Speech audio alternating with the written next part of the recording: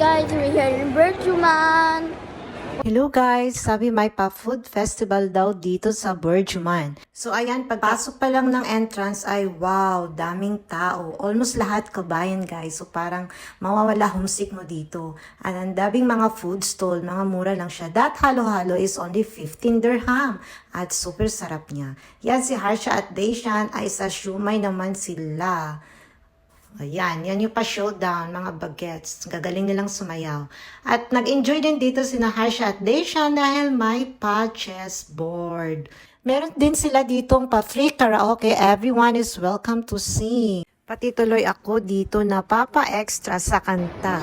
Paglabas namin ng food festival ay nakakita sina Harsha at Daishan ng malaking tic-tac-toe. At syempre, stopover muna at paglalaro sila.